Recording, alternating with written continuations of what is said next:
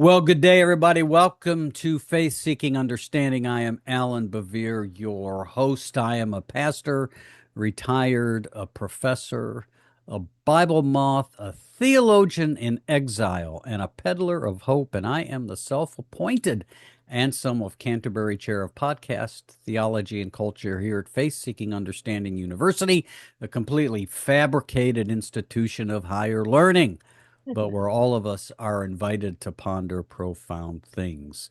And I'm very pleased to have in conversation this morning Sarah Wells. Sarah is a four-time Pushcart Prize nominee, a six-time Best American Essay Notable, and recipient of an Individual Excellence Award from the Ohio Arts Council. She was on the podcast last time, she lived in Ashland, Ohio, which is where I had lived at the time. Both of us have moved, um, and you moved farther. You're in Wilmington. How you doing today? I am doing wonderfully. Thank Good. you. I should Yes. say Wilmington, North Carolina, not Wilmington, Ohio. There's a little bit of a difference there. Right. Yeah, okay, Yes. very good. And so we're going to talk about today your book, To Say 1 Million Times Wow, Essays on All Faith and Family from America's Great Outdoors. It's a great book, Sarah, and I love it. And I was actually really interested in it because Carol and I want to take one of these trips uh, Yeah. that you Yeah. took. And so it is about your trip that you uh, what number book is this for you? This is my seventh book. Seven books. All Yeah. right. Very, very good. I want to begin the conversation by reading the prologue.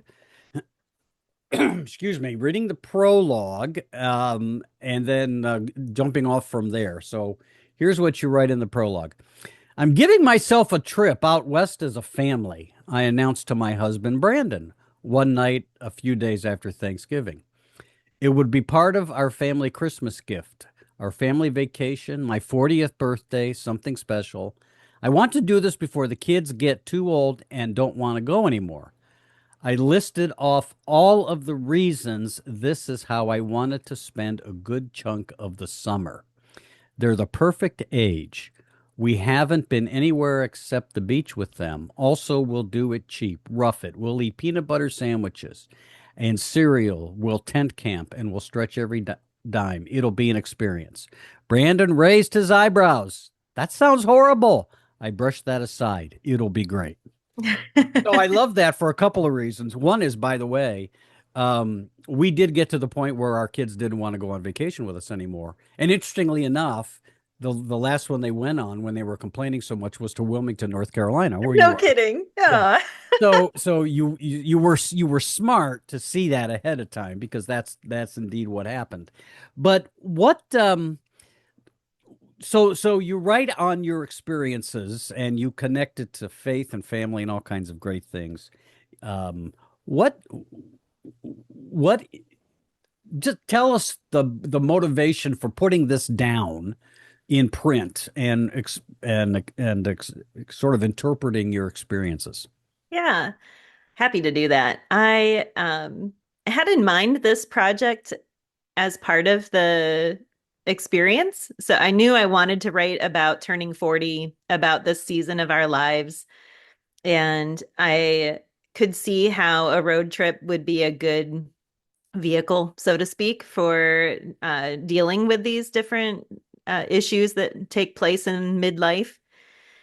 And so I've been a writer basically my whole life now. And the way that I interpret my life is through the written word. And so I knew that I wanted to explore the ways that my relationships with my parents have changed and the relationships with my husband have changed and my kids, and then the way that my faith has changed over the years and the ways that my career aspirations and all just every element what there, so much had changed in my life in the last decade or so, and I wanted to process that, and through processing that try to bridge the gap, between other people, help people feel less alone.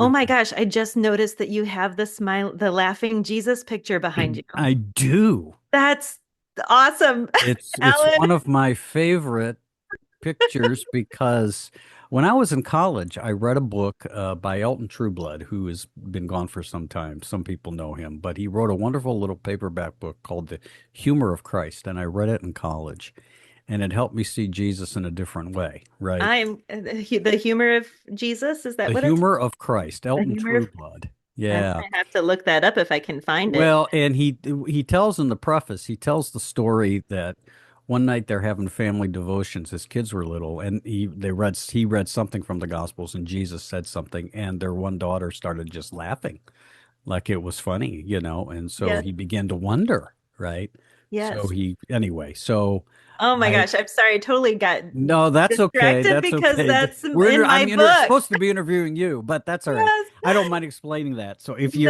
if you're listening on the podcast, you obviously can't see it. I'll put a picture in the description for you, but it's one of my favorite pictures because I do think Jesus had a sense of humor, Yes. and I Well, think it and comes out in the Gospels. Yeah. yeah, and later in this book, I talk about that very image. That's Yes. Yes. I'm just so delighted Yes. that you have that Okay. behind you. So let's talk about that. Let's jump off there. I wanted to, wanted to talk a little bit about the geography of your trip, but Yeah. since we're doing that. So tell us about this picture. Why Yeah. this, and you talk about this. Tell us why this has meaning for you. Yes, well, for some reason, so I talk about in the book, in the chapter based in Bryce Canyon, where there are these geographical uh, structures called hoodoos, and I love language so much. I love Yeah. the way that we come up with things, ways of describing something that can be very entertaining and funny. And hoodoo is just one of the funniest words, and I started to think about what does Jesus delight in that we are inventing and creating. As co-creators of the coming kingdom, he must just delight in things that we come up with. And this particular image, the Jesus laughing image, was originally paired with a line that says, "When man plans, God laughs." And I always interpreted that as him mocking us. Like, ugh, yeah, you silly humans, making your plans, ha ha ha. But that image is just such delight and joy, not mocking. He's not sarcastically, provoking humans. He's delighting in us. Yeah. Yeah. And so that kind of just led into my own changing understanding of God the Father and Jesus and their relationship with us, that often we pull our own understanding of who God is from our own earthly fathers and other role models in our lives, and how sometimes those are distorted images of who God is. And so it was fun for me to explore and unpack that idea a little bit, and explore my own delight in my own children versus the way that God might delight in me, and all of those kinds of things come up in that particular chapter.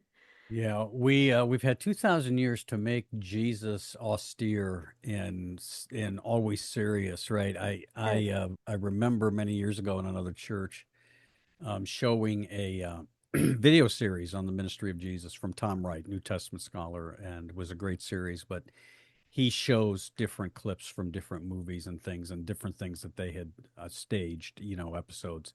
And there is this one scene where Jesus is at the wedding of Cana, and he's actually involved in a dance, and he's smiling and celebrating.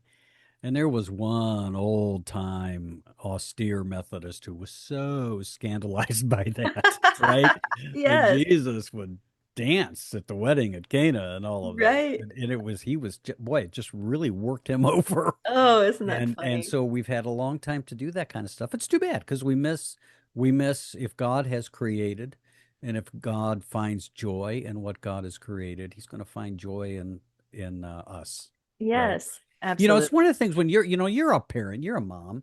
Hmm. What a delight you have at times of just sitting and watching your kids, right? You Exactly. don't have to Yes. interact with them. It's just funny to watch them. And Yes. I have that's been renewed in me as I now watch my grandchildren. So you just delight in it. And I think that's what God does at times. I think he just watches us, just Absolutely. delights Yes. in what we say and what we do. Yeah. Yes. Yeah. Very He's good. beholding us all of the Yeah. time. Yeah. And I think Yeah. that's with joy. I think that is what's happening there. Yeah. Yes. Excellent. All Hmm. right. So you started in Ashland, Ohio, Yep. Midwest. Ashland is an hour and a half northeast of Columbus. And I see you go to the Badlands and Yosemite, which, of course, if you're going out west, how do you not, right? Go to Yosemite. Actually, we Uh, didn't make it to Yosemite this oh, time. We that's right. Yellowstone. Yeah, Yep. Yellowstone. Yep. Did I say yeah, Yellowstone? And you've been to other places Hmm. as well. But so how long were you on this trip? It was 3 weeks total. Okay, 3 weeks total. Hmm. All right. So tell me, let's recount. Do you have well, I'm sure you do. Give me one of your favorite incidents here that you experienced and what it meant. Gosh. Yes, hard to I know there's a lot of them. pick. I think probably one of my favorite moments on the trip was going to Zion National Park and walking the Narrows Canyon, which is a river walk. And one of the reasons it was so special to me is that there's a lot of parallels to a trip that I took when I was 16 with my family. And whether that was subconscious or not, or very conscious, I knew there were places I wanted to visit out west that I had visited as a teenager, and other places that I had not visited that I wanted to make sure we got to. But Zion was one of the places that we had visited when I was 16. We had walked through the canyon river walk together, and it had meaning to me as a 16-year-old that has only evolved over the years. The more that I've returned to that experience, the more it has meant to me. And so getting my own family into the river, so to speak, was a really meaningful experience for me. Um, I loved seeing in that moment the ways that my children engaged with this river walk differently, because they're so very different from one another. As many, as parents of multiple children know, they're they're not even opposite ends of the spectrum. Like they're a triangle, the three of them. They're all equidistantly apart from one another and somehow still all related. And so we had a lot of mishaps getting to the actual trailhead for the on that trip. And my kids kept it all together. We didn't have any massive blowouts or um, lost patience or anything, which was a miracle in and of itself. And then to be walking in the same water, well, not the same water, but the same river that we had walked, 24 years earlier, was just a really beautiful Mm, kind of parallel experience that mm. gave me a lot of perspective on my own parents and their experience being parents, that I didn't have previously, uh, and was just a really beautiful moment, beautiful scenery, but also just a lot of symmetry there. Do you find that when you go back to these sites, these places where you were when you were younger and now you're an adult, that they've changed, right? I mean, and not so much necessarily the place, although places change, but you realize somehow you have changed. And so I think about at times when that happens to me, the old adage, you can't go back home again, Yes. uh, Hmm. that that that it's still the place, but it isn't the same. Yes. Yes, there's layers of meaning and memory that are placed upon it, almost like a film of dust or something that Yeah. uh you see it through different eyes because of how much you have changed in that time. There's a lot of things that I realized about myself that I hadn't considered about my out west experience as a teenager. because it had always been me at the center of that experience. And I didn't think about how my parents were experiencing that trip. And going through this process of writing about both trips, the 16-year-old one and the 40-year-old one, made me realize how self-centered teenagers are. And how much that trip in my head revolved around me and my experience on this road trip versus how much my parents apparently bent over backwards to try to make me happy. Yeah. Yeah, we don't realize the problem with self-centeredness is we don't know it because we're No, so self-centered. We exactly. don't realize how self-centered we are. Yeah. Yes, yes. Yeah. So there were a lot of those revelations as I was writing, more about as I was writing about the experience than actually being in the experience. Yeah. Yeah. But it's so interesting as a parent to be in that different perspective than, experiencing a place from the position of the teenager and then from the parent of teenagers just really changes the experience, even though the place itself hasn't Yeah. changed at all, really. It's Yeah. still the same million-year-old rock. That's right. How did your husband enjoy this trip since it was so horrible at the beginning when you told him? Well, he didn't go on the first leg of the trip for Yeah. that reason. So Yeah. we divided the out west trip into thirds. The first third was my roughing it road trip. The second third was a conference in Boise, Idaho, which I don't write a lot about in the book because it was a church conference. It didn't make the cut. Church conferences seldom do. Yeah. And then the third leg of our trip was all five of us together. My husband and Lydia came later also. She's my oldest. They flew into Salt Lake City and traveled with us for the last leg of the trip. And that leg of the trip, we did not camp. We did not rough it. We made it more of a vacation experience. Okay. So he survived quite nicely. Good. Well, very, very good. Well, that's you just always got to know these things, right? Yes. You in the chapter where the road takes us, Hmm. you talk about um, some of the stuff that we have all experienced over the last decade, family tensions and politics and things like that. Hmm. Talk a little bit about that and uh, just some of the things perhaps that you've learned from those experiences. Sure. My dad and I my dad has been a prominent character in a lot of my writing over Yes. the years. I love my dad dearly, um, but I haven't always felt like he understands me, and maybe I don't understand him. It's probably mutually misunderstanding each other. But over the years, I have my relationship with him has evolved over the years, and we have very different views on a lot of different subjects.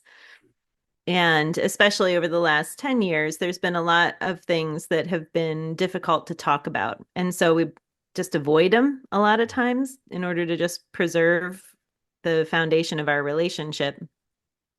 And so I explore that some in that chapter, especially that there's always been and will probably always be a deep longing in my heart to spend more time with my dad. I have never felt like I have had enough time with my dad, even though we disagree on so many different fronts. Um, and so I explore that a little bit in that chapter of being on this road trip and my dad still not really being available or present in this moment, and how I've reacted to that over the years. And then as we've disagreed on more and more things over time, how to reconcile the fact that he's still my dad and that our relationship is very meaningful.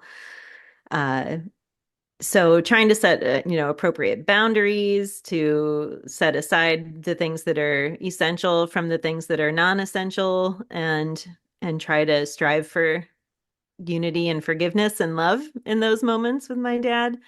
At one point in probably the last 10 years or so, I came to a realization through the power of the Holy Spirit, because it certainly wasn't anything I could have come to on my own, that I needed to forgive my dad for not being the dad that I needed and love him for being the dad that I had. Um, and that was really important. It was very freeing for me to arrive at that revelation, because it released me from so much disappointment and released him from unmet expectations, Yeah. and just accepting one another for who we are and where we're at. Um, of course, with still bumps and bruises along the way, but it certainly helped heal some things for me. It's interesting because I think for parents who are conscientious, I think we spend more time beating ourselves up for what we perceive to be our failures than our successes, right? Yeah. I mean, all four of my kids are all long grown, but I still have these moments, and I have a great relationship with all four of them. I have these moments when it's like, if I could sit down with them and say, where did I really mess up? Which I'm afraid Mhm. to do. Right. What Yes. would you say? And they probably wouldn't want to tell me, but Hmm. it you know, the the mixed bag and failures of relationships, even when relationships tend to be good, right? Yeah. We struggle with that. Yes, definitely. Hmm. Yeah. So, uh, now, how many children do you have? Three. You have three, and how old are they? They are now 20, 19, and 15. Wow. Okay. So Yes. they're at that age where maybe vacation isn't. 15's probably Oh, okay, right? yes, but so much has changed since I wrote that. I mean, that book came out this year. Yeah. The trip was in 2022. Yeah. And so at the time, they were 16, 15, and 11. Yeah. And I write about this at the very end of the book, about like this could be our last big vacation, and like everything is going to change. And as predicted, everything has changed. Our whole lives have changed, and they're quickly becoming adults, Yeah. and being on their own in ways. And my youngest is considering a boarding school in North Carolina next year. He's really excited about it. It's a math and science public high school opportunity. And I'm like, wait, I was planning on you being here for another 3 years. You're gonna leave me? Like, this isn't how I planned it. And I'm very, very obsessed with planning things. Yeah. Wow. Yeah, So, it does change. It does change quickly. So are there any, I mean, because I can think about our kids, we had vacations and when they were growing up, and there's always those four or five stories they bring up again and again, and usually it's funny mhm. stuff. Are there anything that they glean from your trip that Oh they yes. continue to remind you of? Yes, there's the biggest story, because it's become a tagline in our family, that it's not going to rain. On our one of our escapades into hiking, we were in Bryce Canyon. It's the Hoodoo chapter, and I was certain that it was not going to rain, and I just kept saying, "It's not going to rain. It's not going to rain. Those are clouds off in the far distance." And as we were climbing out of the canyon, it started to pour, just the hardest rain we have ever experienced. And then it rained for like 3 hours as we were driving. And my kids just ragged on me so hard for that. And it's very much part of my personality to not think that it will ever rain. It's just always going to be sunshine and rainbows. And so when it actually does, when difficult things happen or the rain clouds burst open, the kids are like, "Sure, it's not going to rain, Mom," and I get like super mocking about it. So that's one that has lingered long after the road trip.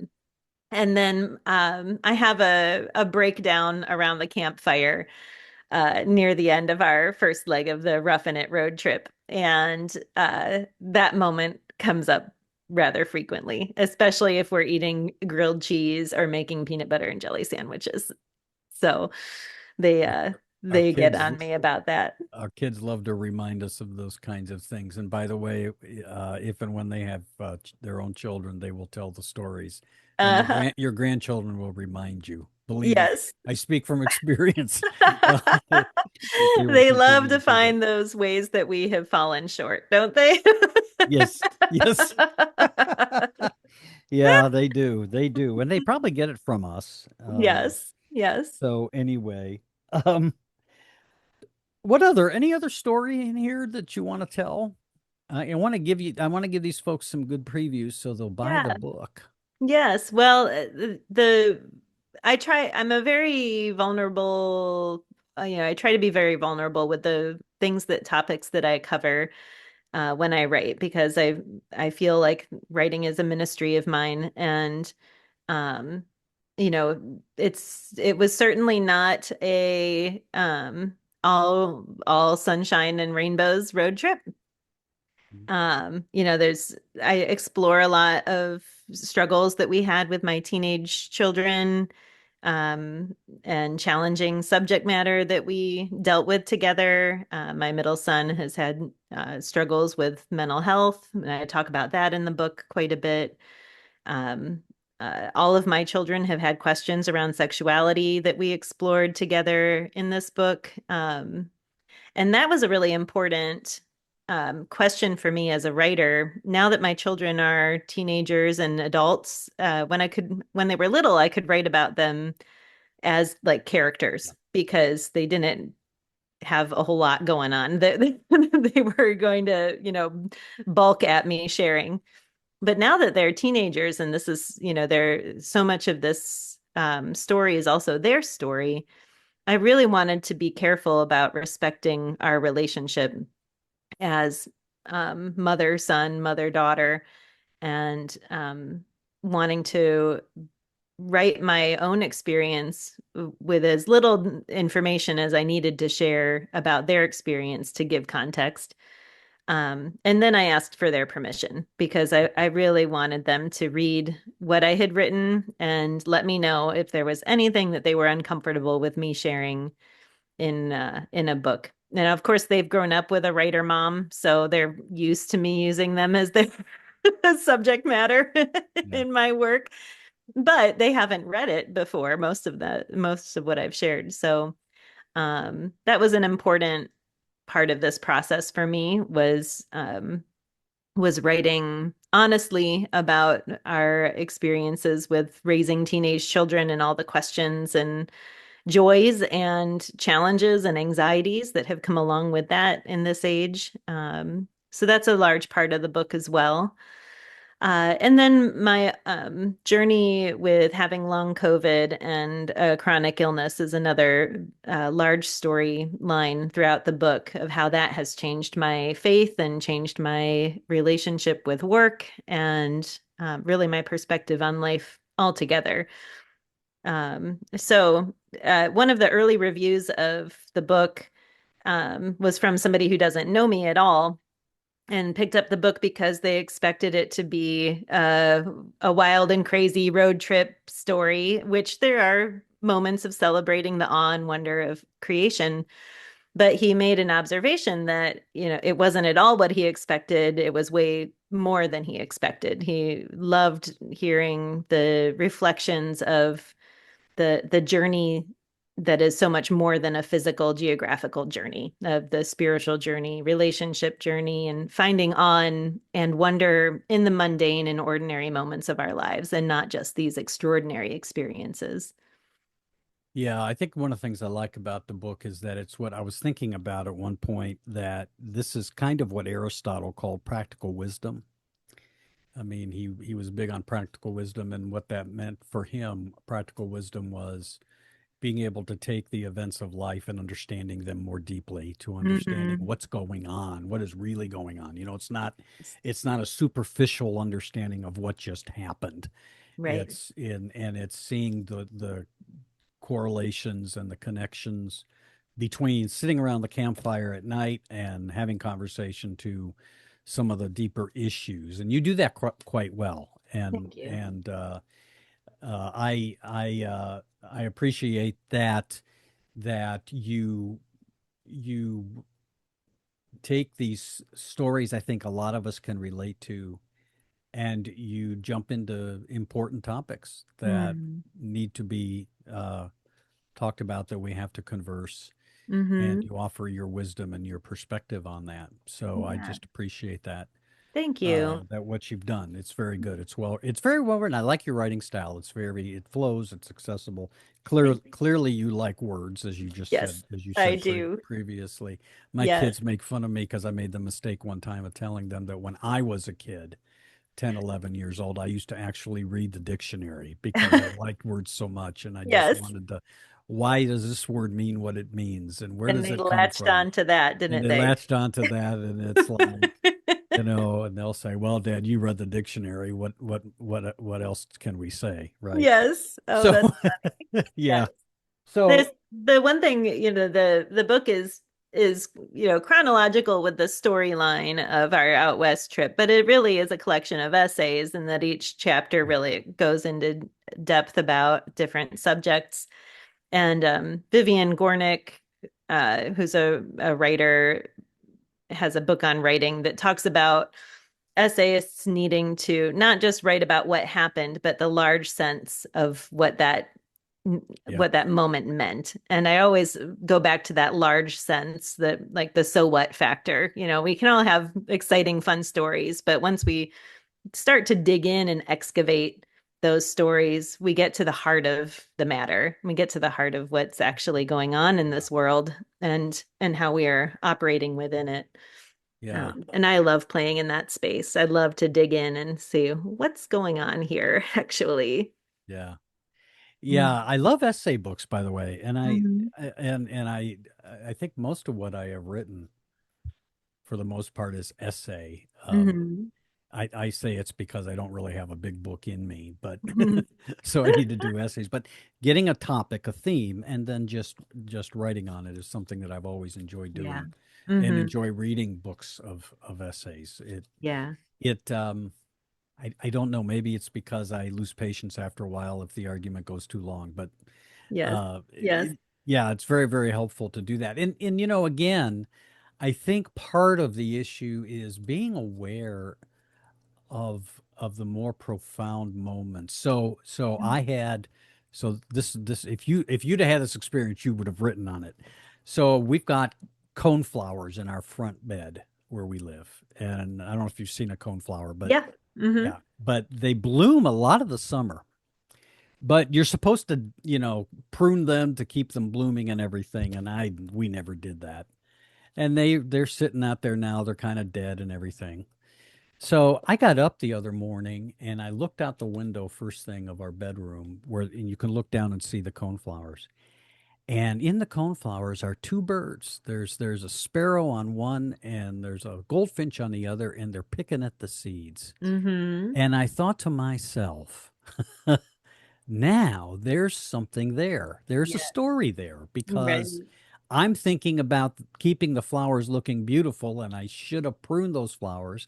And now here are these dead flowers, and the birds are enjoying the seeds. Yes. Uh-huh. And there's something about that people would miss, Mm-hmm. right? But part of what a writer does, part of what you do, is you take a moment like that and you say, "Wait a minute, right? Yes. Let's reflect on this. What's going on here?" Yes. Right. Yes. Yes. We need, I need as a writer to read people who pause and pay attention to the world around them, to give me a window into an experience of the divine that I would have missed if I wasn't Yeah, experiencing it. I So can it's a imagine. delight to be part of Yeah, that tradition. And yeah. the other day I was writing in my journal, like insects have really been catching my eye for some reason lately. And I've not written a lot about insects. I write about ants briefly in this book. In the tradition of Thoreau, I think, in Walden, Mhm. he has a whole chapter on ants. Um, but I like can't stop watching dragonflies or a butterfly that'll pass by. Or the other morning there were three bumblebees in the grass because we haven't mown it in a little bit, and there's some seeds that need to be pollinated. And I just sat and wonder and watched, and it was like, there's probably something going on here that I could, if I spent some time, there would be some nugget of beauty or truth or something that would emerge from that. Yeah. Because all of creation is testifying to the glory and wonder of God at all times, and we just don't always pause to listen. Yeah. Yeah. Excellent. Excellent. So we're getting close to time here. What would you want to say? So we're going to put the link to your books in our descriptions, and Mhm. you have a website that will put that link in there so people can get access to all of this. Great. But if someone says to you, Sarah, why should I read this book? What would you say? I think I would say if you are I think especially if you're going through a season or you've been through a season of transition and exploring that like midlife crisis kind of moment of trying to figure out what's going on here, what, looking for a fellow companion along that particular journey, that I hope that there would be a lot to relate to. Uh, if you enjoy nature writing, there's some of that in there. I think I'm funny. Yeah, So I yeah, think there's yeah. some places where There is there's humor. some humor. Yeah, If you're somebody who really is looking for more experiences of awe and wonder and exploring the spiritual component of our mundane existence, there's a lot of that in there as well. Um, if you enjoy beautiful writing, I think I'm a pretty lyrical writer, so I would hope you that you are. would enjoy that as well. Yep. Yeah, I agree. I agree. Why just say it when you can really say it, right? Yes, I agree yes. with that. Yeah. Yeah. Yeah. Well, this is a great book, Sarah. Thank you for Thank this. I you. appreciate the book is to say 1 million times wow, essays on all faith and family from America's great outdoors. And it really is a good read and it's enjoyable. It's just enjoyable. So Thank appreciate that. Appreciate you taking the time to join us. Yeah, And thank you for having me. you're welcome. I hope you are enjoying Wilmington, North Carolina. I absolutely am. I love Yeah. it. Yeah. I mean, I love water, and I'm stationed between the Cape Fear River and Okay. the Atlantic Ocean, and outside my window is a retention pond. So I'm just surrounded by water. Yeah. Yeah. It's a great city. Carol and I love it. Yeah, It's we've loved going beautiful. there. So, all Hmm. right, friends. Well, thank you, Sarah, and thank you everybody for watching or listening. Uh, we will put, like I said, everything about Sarah, yeah, in the description, so you can link into all of that. This is Faith Seeking Understanding. I'm Alan Bevere. And the patron saint of faith seeking understanding is Anselm of Canterbury, who said, I do not understand in order to believe, but I believe in order to understand. That's actually what your book is about, Yes. believing in order Mhm. to understand. So, friends, keep seeking. Yes.